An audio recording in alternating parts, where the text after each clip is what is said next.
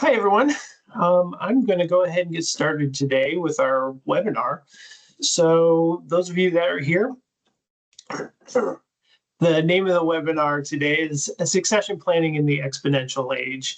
And my goal today is to really help you think about how to future-proof your succession planning when the reality is everything is changing. And with the exponential age here, it has real impacts to it. So I'm going to go ahead and get started. And before I do that, let me just quickly introduce myself. My name is Andy Noon, and the company is Decatur Street Consulting.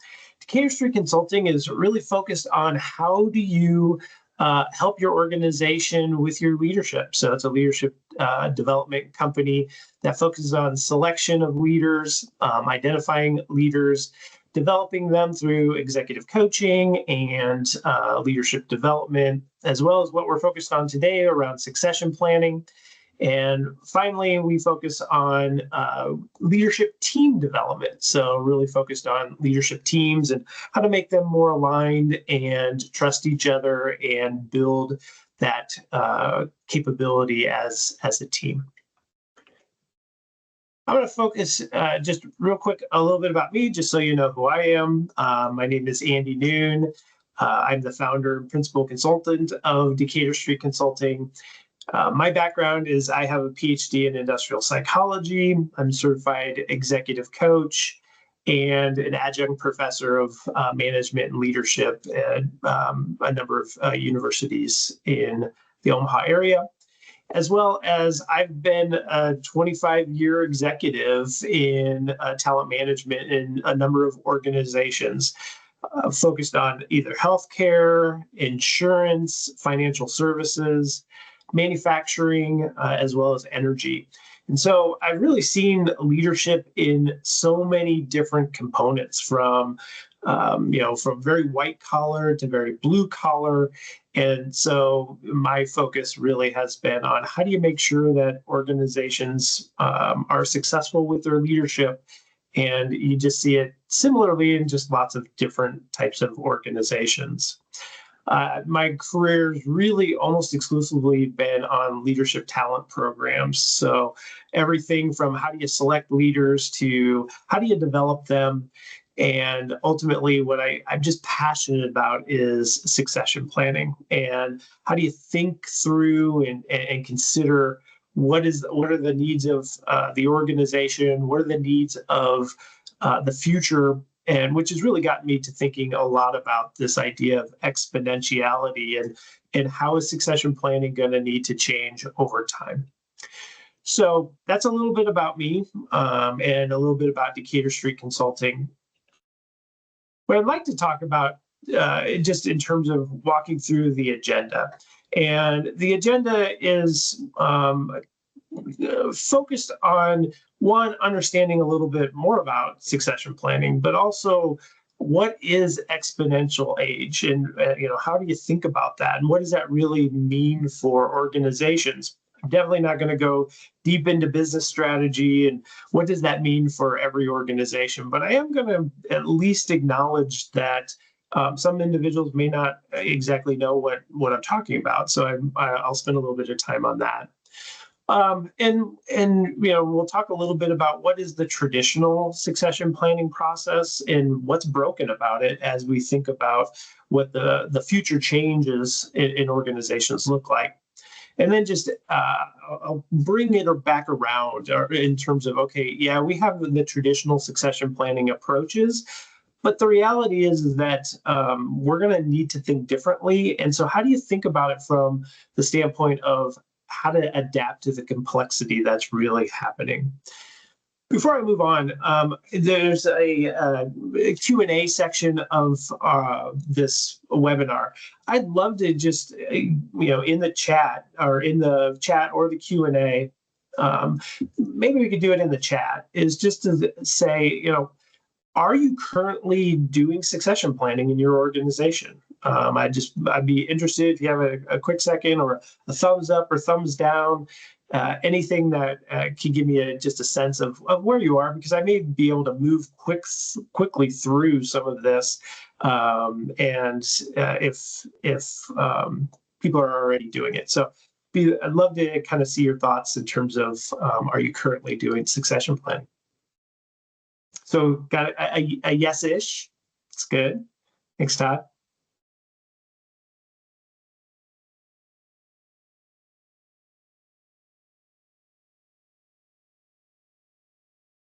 Any others? Thumbs up, thumbs down. All right. Well, I will spend a little bit of time on it just so that there's a clarity of what I'm talking about. So the first thing I want to spend a little bit of time around is just the challenges with the leadership landscape. We Exponentiality is going to be happening over time, but we still have some challenges when it comes to succession planning right now, and our just general leadership planning. There's some recent research that has come out. If any of you don't already, challengerandgray.com puts out a monthly understanding around what CEO turnover looks like. And so for the last probably year, every single month we've hit 20-year highs in terms of the number of CEOs who have left their organization. 20 years is because that's when they started actually measuring it. So it's every year or every month, it just continues to hit a new high. And that suggests that there's a couple of things. One, it's reducing the average tenure of a typical CEO. At the beginning of 2025, I think it was 4.9 years, and it's down to 4.2. And so what does that mean? It just means we have more and more CEOs that have less and less tenure. And so, excuse me. And so understanding that you have individuals that are continuing to need to build their capability and are going to be dealing with some really, really challenging things. 2,000 CEOs left in 2024. That's up 60% from 2022. And so it just, again, shows that same dynamic. And why is that happening? Well, some of it is you have baby boomers retiring, but you also have individuals who are failing because they're not ready. And so we've seen this research for quite a while. 60% of executives fail in their first 18 months. So again, it's not just the importance of succession planning, but you actually have to do the work in terms of making sure that there's deep development that's also happening. Only 33 or 35%, and I will see it go up a little bit. This is a little bit of age data, where that only 35% have formal succession plans for critical roles. So you have a lot of turnover that's happening at the highest level, and then there's also not a ton of planning that's going on with that. So it's definitely a weakness in what organizations are currently doing.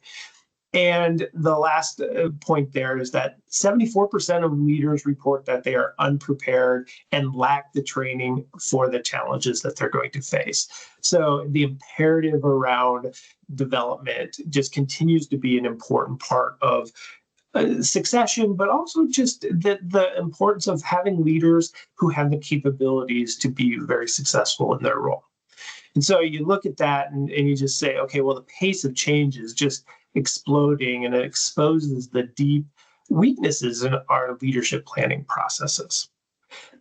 But what we also know is that if we do the right things, good things happen. And so there's some other really important data that's out there. And I'm just going to show you, 3 pieces of this, but there's a lot of other data that it exposes if you focus on succession planning and you focus on really developing key leaders in your organization, it has an impact.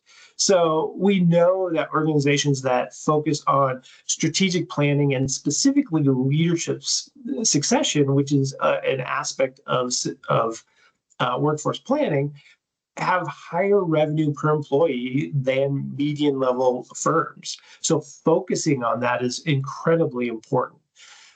Also, the organizations that with a strong leadership pool, so they spent time doing succession planning. They really focused on identifying who are critical talent, are 3 times more likely to be top performing organizations. And from a profit standpoint, so the outcome, not just having great people, but the outcomes are critical with that. And what is also important, we know, is that you want to keep your high potentials. So as you look at that, you say, okay, well, organizations with high potentials that are 2 times more likely to stay if they're part of development efforts. So again, the outcomes, you have challenges, but we know that if we do the right things, that right financial as well as people outcomes happen, which are really valuable. So before going into kind of talking about this idea of exponentiality and what is the impact on succession, I just want to share a story with you. I've obviously masked the name of the company, but called it Dino Design, and Dino just meaning kind of old school thought processes and those types of things. It was a manufacturing company. It's a company I know of, and I have a friend that works there. And she shared with me this story, and I think it is really relevant to what we're going to talk about here in a little bit. The first thing is Dino Design is a really good company, been around a long time, I think over 50 years. And with that, they've been very successful, good financially. They're not the most innovative company, but they definitely met their customers' needs, help them in terms of just continuing. Any company that's been around for 50 years is probably a relatively good company. And they also were doing some good stuff with succession. They started early.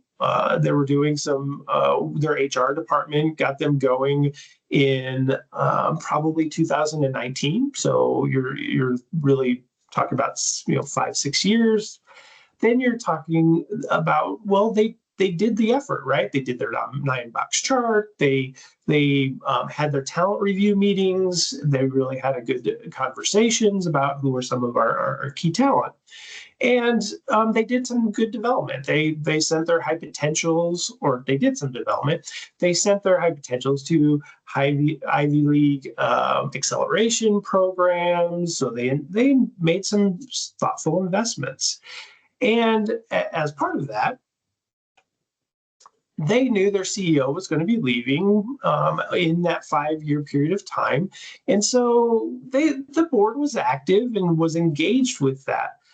But what the board also saw was an organization that was doing well. Their financials were good. Everything must be going pretty well for the organization. And they didn't want anybody that was going to come in and really make any significant radical changes. They wanted the status quo. But when they talked about their business strategy for the future, it was, keep going what we're doing and continue to do that really well. And what they ended up doing is the successor, it's not his name, but his name's Kevin. And Kevin was the typical company man, been around for 25 years, continued to grow within the organization, knew operations incredibly well, which really aligned well with what the board wanted, a good continuation of things that were going on. About 6 to 9 months into that transition, things changed, and things changed dramatically. What did that look like? Well, they had a new entrant into their markets, the people or the things that they manufactured. And this organization in the competition was all about disruption. Their goal was to make the absolute cheapest price product. And so they implemented AI, automations, robots, things that were not even part of the plan as it related to Dino Design.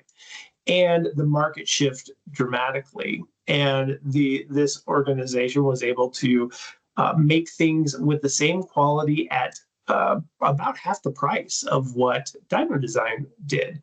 And so that whole market and the whole thing that went with that radically shifted. And what happened? Well, first, the Dyno Design kind of, they didn't believe it. AI is this weird kind of thing that they didn't really understand. So they doubled down on what they did really well, and that was really focused on making sure things were as streamlined as possible on their operations. They were able to reduce some of their costs, but it never was able to get to the same level as their competitors. And they eventually knew that they had to reduce costs, so they started laying off people.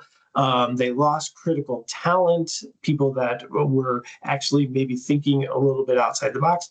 They eventually moved to trying to get into AI and robotics, and they were just too far behind. They were unable to really make that happen, and they eventually got to the point where they had to be sold.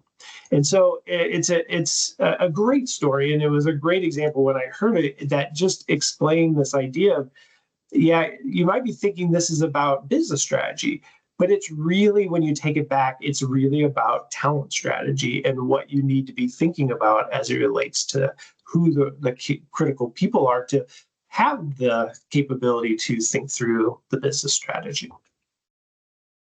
So what went wrong? They planned, Dyno Design planned for continuity. They promoted the company man because that was what the board was looking for. They didn't think about the complexities that were going to be coming their way. They valued tenure versus thinking about what the transformation needed to be. They assumed the future would look like the past with few upgrades, but the rules had changed and they weren't ready for it. And their succession strategy wasn't ready for that change. So that's kind of the lead into what we're going to really be talking about today. For those of you that jumped on at any point, feel free to put in the Q&A if you have any questions. I'll have plenty of time at the end to kind of walk through all the questions that might come up. Even if you have to jump off, feel free to leave a question. I'll answer it, and because you'll get the recording will come to you, and you can go and listen to it if you'd like to. One of the things I don't want to do today is I don't want to talk about all of the different technologies and all of the different things that are driving the exponential age. My goal here is really to just expose a couple things to you. I'll let you kind of think about what that means for your organization and how you're thinking about what the right approach is and how your organization's business strategy is maybe being adjusted. My thought here is just to show you the vastness of this. And so if you're just, depending on what industry you're in, any or potentially all of these could play in some way in the thought process that you might have. So let me just kind of walk through a couple of these, and I'll go into depth around a couple others in my next slide. But you have, obviously, we've all heard about the artificial intelligence, and it's becoming a way to augment productivity, decision-making. That artificial intelligence is one of those that's going to impact every industry. So every industry out there, you're not immune, and it will have implications for business strategy and the types of leaders that you may have. Depending on industry like robotics and automation, obviously it's huge manufacturing, logistics, but with humanoid robots, there's some significant thought processes as it relates to service industries and not needing as many people to be doing the same amount of work that potentially a robot could do. There's things as it relates to synthetic biology and biotech impacting pharmaceuticals and agriculture and supply chain. There's things that are going on with very personalized medicine that people could be living longer, and so there's all these different implications to some of this. Quantum computing, which has relates to things like drug discovery and encryption. If you're in financial services, decentralized technologies like blockchain will completely change peer-to-peer financial transactions. So there's all of these things that have some implication to what it means for organizations. And I think some of you may not know all of these things, but some of you may be thinking, "Well, yeah, that's into the future. That's something that people will be thinking about. That's really not anything immediate." Let's just kind of think through a couple of examples of this. So, artificial intelligence. So, you have some in 2022. If you looked at artificial intelligence, you may have heard of ChatGPT. I remember at the beginning of 2023, somebody asked me, "Have you ever tried ChatGPT before?" And my first answer was no, and because I had not even really thought about it. And then I kind of played around with it a little bit in early 2023. It felt like a novelty, right? It's just like, oh, that's interesting, or maybe I could use it to help me with a couple idea generation types of things. Move to 2025, and there are currently 800 million weekly users of ChatGPT and other LLMs, large language models. It is the fastest growing technology in the history of the world. It has gotten to a higher number of users than any other technology in the past. And it's starting to significantly augment work. So, whether if you're a computer programmer, if you are in copywriting, if you're in marketing, there are things that are really significantly, and the growth of its capabilities are growing exponential. And so while I have this, so what does 2030 look like, which is not that far away? I pulled this headline that came actually from August 1st of this year, which is AI is leading to thousands of job losses, report finds. I think if you start thinking out to 2023, the job losses that are happening now start looking significantly more they're going to go up at a significant way. And so you look at that and you say, oh my gosh, you're talking about something in essence 7 years that is moving at a pace that is hard to fully comprehend. So you take that, and then you move to robotics. When you look at, I've spent a lot of time in manufacturing. Robotics have been around a long time, but robotics have been static. They're not really that smart. They do a very precise thing, and they move the car or whatever it is in your manufacturing down the line, and you're able to accomplish that. Well, you're starting to move to something that's looks very different. You have humanoid robots. Here you have something that's mobile, that can move around, that is moving to finger dexterity that is almost equivalent to human.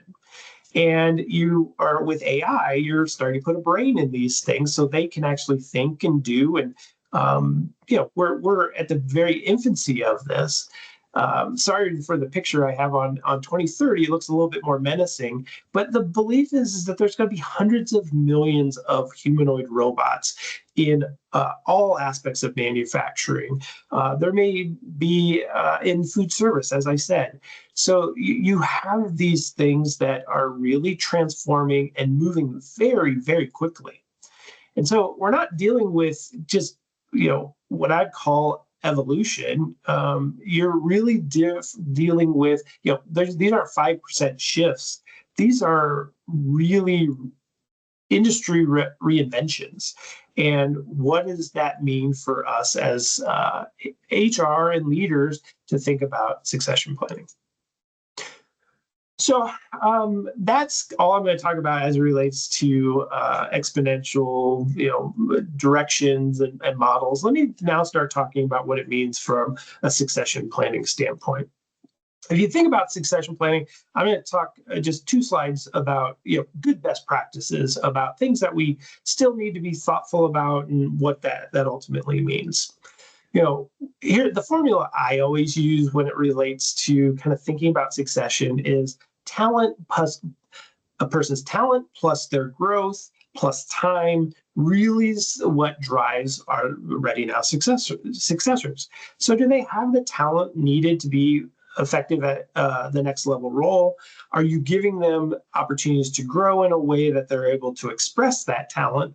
And then, if you do it over a long enough period of time, they'll be ready for whatever that next step is. You take any one of those things out of that equation, and all of a sudden you won't have ready now successors. And so when you think about this idea of exponential times, well, what talent is it that we need? Do we know? What? How do you grow somebody for this idea of being a part of uh, implementing exponential ideas into an organization? And things are moving so fast that do we really have the time to be able to do this? So it really is something I've been thinking about, and it's something that I think organizations need to be considering. My view of succession is always that succession planning is like chess, right? You need to be thinking a couple moves ahead of time. How do you build a leadership strategy that makes sure you have key talent ready when it's necessary? And best practice looks something like this. Every organization maybe is a little bit different, but my view of succession is that first thing you need to do is you need to define the profile, right? What is our business strategy?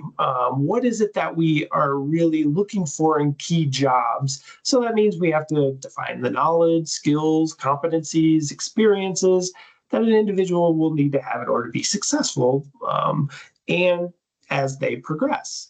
But it's kind of like the compass, right? It's like it drives how you assess the talent. So if you know what the key competencies and knowledge, skills, experiences are, well, we can assess whether or not they have those. And you can think through, use some objective assessments, plus letting the leader and peers and things like that be part of that assessment.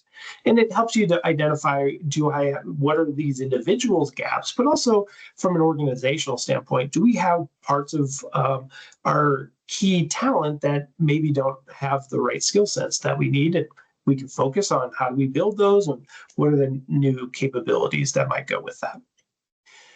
Once you've assessed those individuals in terms of their key competencies and key capabilities, you can develop them. So you can begin the process of developing, giving people stretch assignments. Maybe they do need some training. You can really focus that versus kind of scattershot, putting lots of development out there. So if this is a high potential individual, we can really focus on filling those gaps in their capabilities. And it's having development plans, all the good right techniques in order to do that. And then once you've picked the right individual, making sure they're successful, putting together a transition plan so that somebody has the what they need in order to help them navigate key networks and knowing their team, helping them build their team, those types of things. So making sure that that transition plan happens. But what I want to kind of help you think through with this is to say, okay, well, if the exponential age is all about new technology and disruption to business practices and how we think about things, well, maybe there's aspects of this that are also going to get in the way of what succession should look like ultimately and how to think about that and what are some potential solutions. So if I said at the beginning, building the success profile is all about it's the compass for all the other things that you're going to be doing. Well, if that success profile is probably not going to stay relevant at all periods of time because things are going to change so fast, you really have a broken compass. And so, what is exponential changes kind of done to the success profiling process? Well, oftentimes you might put together a profile that you say, well, here's our 5-year plan. And so, thus, the profile should look and feel the same. Well, constant change really invalidates that. And it creates a lot of ambiguity about what are the capabilities that a senior level leader or even a CEO might need in the future.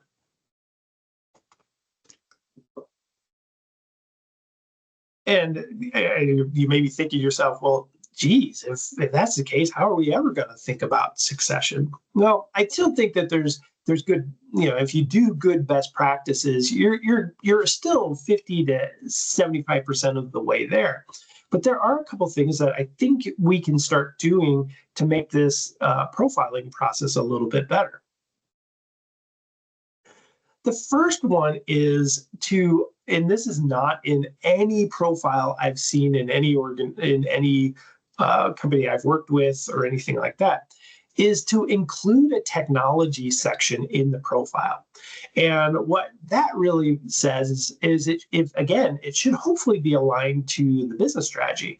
So if you know are we going to be focusing on AI? Are we going to be focusing on X, Y, and Z, technology, robotics, whatever it might be? That will begin to help understand what it is we may need to be thinking about as it relates to what I'm going to talk about the rest of the time, as it relates to development and those types of things, to get people exposed to these technologies and exposed to kind of radical transformations from the business standpoint. And then this idea of refreshing a succession or a success profile every 3 to 5 years is not viable. It really needs to be rethought about every year. And if it's at a CEO, if we're talking about CEO succession, that means the board needs to re-examine the success profile every year. And if you're in HR or the CEO of a company, you should be thinking about that from the standpoint of the next level down leaders as well. And as you start getting into like lower level, director levels, what you're really trying to do at that point is really expose them to these things. Like I said, in 2022, I knew nothing about ChatGPT. I'm guessing there are leaders in your organizations that don't have any exposure even to some of these concepts yet. And the reality is they're going to be driving the change with some of these things. So they need to really have exposure to what these things mean for them in their roles. So again, there's some changes that you're going to need to be thinking about in terms of assessing the right things for high potentials and those type of things.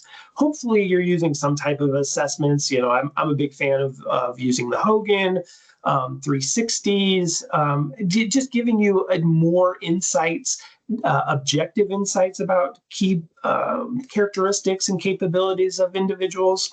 But when it comes to exponential challenges, I'm going to throw out a couple things here that some of you may just flat disagree with, and I'd be interested in the chat if you have any thoughts or questions.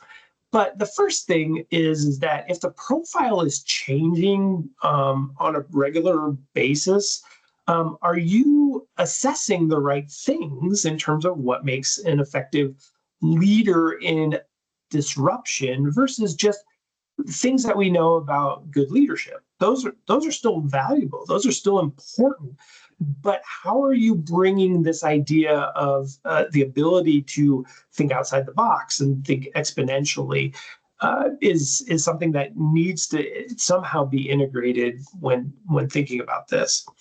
The other thing is most of you, I'm guessing, that do succession really probably have a key indicator. In fact, if you do a 9-box chart, one of the key indicators is past performance.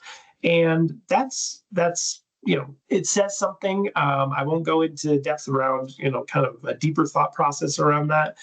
But I think as you think about it from the standpoint of exponential challenges, is past performance even relevant to what's needed in the future?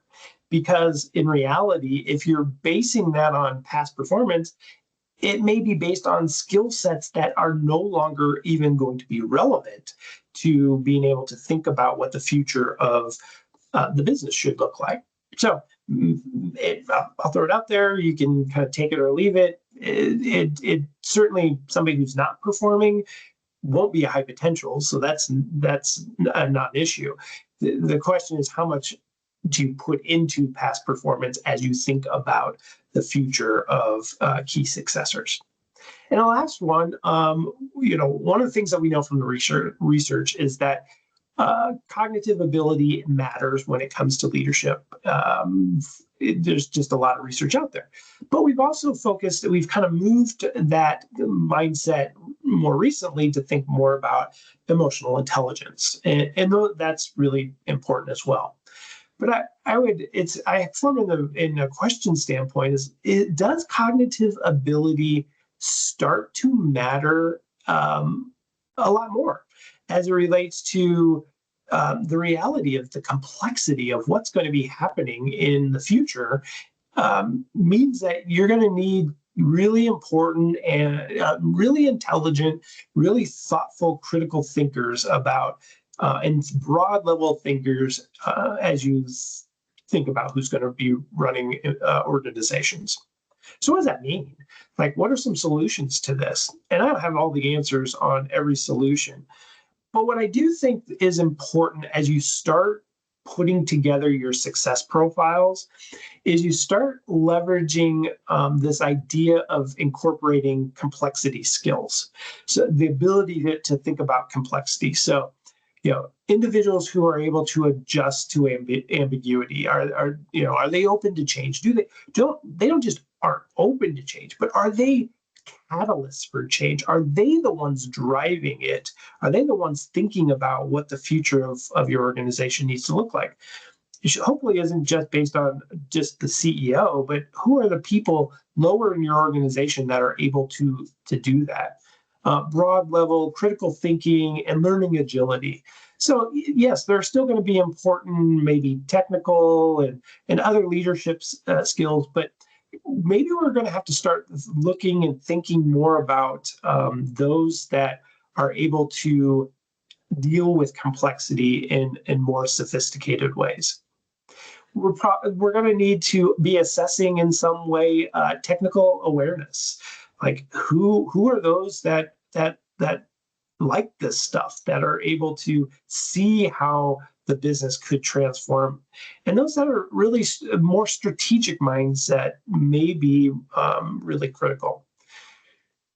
While our organization doesn't do simulations, I do think that there may be some continued value from assessment centers and simulated assessments, where you're putting them in scenarios where they have to think about the business in a different way, so that you can see what's their thinking capability and thought process around that. And then I would just end on the assessment part with, you have to broaden the funnel. Sometimes, and I see this all the time in organizations, like, well, here's our 1 or 2 people for this job. And the reality is that you're going to really need to think, are those the individuals that have the capabilities to do the business in the future that the exponential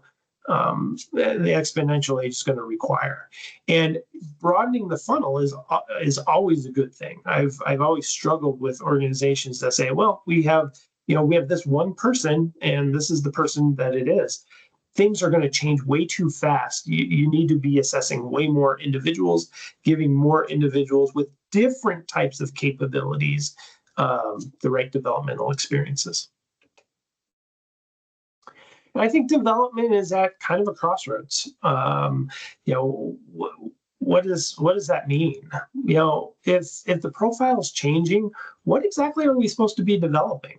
Does it make sense, or is it? And again, I teach in a university as an adjunct, but my question is really about, is that the best way to be developing? Sending people to Ivy League schools, getting these a lot of money on things that are very generic in nature. What's it, how difficult it's going to be to get people to really develop for exponential change? Well, there's a couple ways I think we can start doing this, and it's going to take some time, and it's going to take. We may not have the time, but it may take a different perspective. Focus development on helping people be exposed to AI, technology disruption, business transformation experiences. I think there's some real value in getting people exposed to what this means and what it will look like. Because if they don't, there are companies out there that are there are AI businesses that are being spun up by people who understand this and can build companies with AI very quickly. And so, what can you do with your high potentials? Well, expose your high potentials to technology disruptions in your organization, or if you're starting to bring these like technologies in, make sure they're the ones that are part of those projects, or that they're the ones that are maybe even a stretch assignment to lead those projects. That idea of putting them and seeing how they deal with radical change. I've always told organizations, if leadership, the real sign of leadership is how people deal with disruption and difficult times and new things. If they embrace it and they are able to lead through it, those are probably the individuals that are going to start rising to the top and will want more and more developmental experiences for them. So you got to start exposing them through experiences and probably a little bit of education as it relates to that. And then the last piece of effective best practices, well, when you've identified the right individual, how are you going to transition them? One of the things I teach a perspective around transformation called the succeed model, and it's really about helping people understand, how do you work in the culture, how do you build a team, how you build your team, how do you think about creating your right network. Well, it's all about helping them kind of, I would say slowly, but with a thoughtful approach of how to stay out of the ditch, and how do you make sure to be successful in a new situation, a new role that requires different capabilities. Well, when you're talking about exponential challenges from a transition standpoint, I think they become really monumental. Changes may need to happen fast. You may not have the luxury of really thinking through and building a strategy and then implementing it over 6 to 12 months or maybe 18 months. Those things may happen the changes are happening so fast that you may have to, create really quick short-term wins and understand the culture changes that may need to happen very quickly. And so you start balancing, you're going to have to quickly balance performance results and these changes with building the relationships. Well, getting people to buy into a big change requires building trust. And that's hard to build that type of relationship and trust building when you're talking about something that could be happening in 3 months. Trust takes time. And so there's some real challenges with that. So what are some potential solutions? Well, the first thing is that I think the organization, if it's the board with the CEO or CEO with their direct reports, really being clear about how quickly things need to happen. The quickest way to cause failure is to be misaligned with how quickly or how slowly the changes need to happen. And so you really can't take this for chance. The worst thing that could happen is needing to go through radical change, and the CEO after 18 months is kicked out the door, because you're really restarting that whole thought process and whole aspect. So the transition planning is incredibly important to being successful with this as well. So here are kind of taking all of the things I just kind of talked about. Here are 5 things that if you were to kind of take away from this, and obviously you can go back to the recording or any things that were in my PowerPoints, is, the first thing is, hey, we need to rebuild our success profiles for agility and really being able to make changes to those in at least a yearly basis from an annual standpoint. I encourage us to use simulations and scenario-based assessments so that you can put people through some higher level thinking and see how they deal with that, because you're never going to have this is not a slow transformation. It's really a quick transformation. And you're going to have to see how those capabilities and skill sets really play themselves out. Third, broaden your funnel. You're going to find maybe individuals that have more of these capabilities at different parts of your organization, maybe at lower levels. So if you start with a broad funnel, you can start making sure that you're weeding people out over time versus weeding them out before you've even started. Invest in experiential disruptive learning opportunities, as I talked about. Put them in leading some of these disruption opportunities, making sure that they learn about what's important in your industry. And then I would just say, create accelerated transition playbooks, making sure that it's clear how quickly you need to make changes, clearly what their need is in terms of changing the culture. Those are all critically important pieces to that. And so with that, I wanted to make sure I have at least some time for questions. So if you want to put some questions in the Q&A, I'll answer any questions that you have, anything I've talked about, or if you know me and you want to just ask me another question, feel free to add a question to the Q&A section.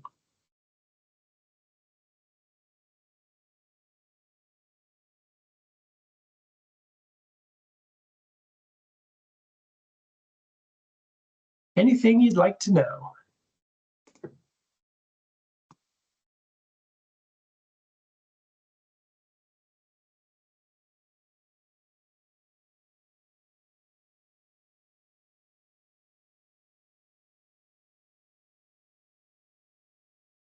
All right, I don't see any questions. Let me just end with one last thing, and I appreciate everybody being here. One other thing, if you enjoyed this, or if there's something you learned from this, as I'm planning to have 3 upcoming webinars, all free. The first one in September is I'm calling it No Buy-in, No Pipeline. So maybe if you have a succession planning program in your organization, well, how to get leaders to champion succession planning. So I'm just going to share some things that I've learned throughout my doing this for 20 years, ways to get leaders to really kind of get them to buy into it, because we know if they buy in, your life's going to be just a lot easier if you're running this from an HR standpoint. So I'm going to take it from a leadership standpoint as well as an HR standpoint to really think, here's some things that you might want to do if you want to, even if you have a succession planning and you want it to be kind of viewed as run by the leaders, then there's some things that you can learn with that.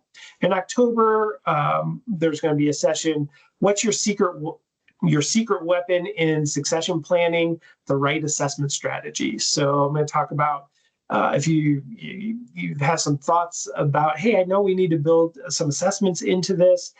I would encourage you to include this one. I will talk about psychological assessments, 360s. How do you build them in? What does that really potentially look like?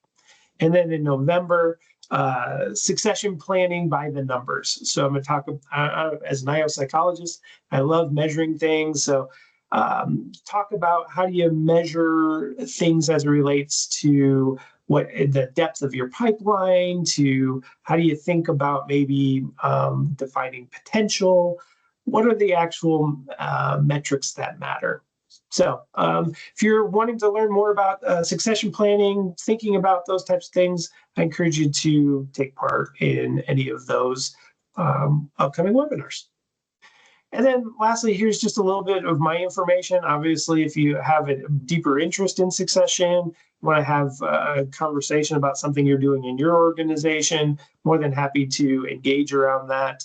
Also, if you're doing succession and you have, maybe you're doing it with Excel spreadsheets, which I don't think that's a bad thing. I think you can do just great work with that. There's a technology partner that I am working with as well called Succession HR. If you ever want a demo of that, just let me know. I'm more than happy to get you connected with great group over there, and they can show you what they have, and no commitments or anything like that. So with that, I don't see any more any questions. Oh, and so as long, make sure. If you this will be recorded, it was recorded. We'll send it out to you. If you need anything in the meantime, let me know. Otherwise, it was great to have you here, and hopefully you'll see you in the coming months with some others. Thanks. Everybody have a great day.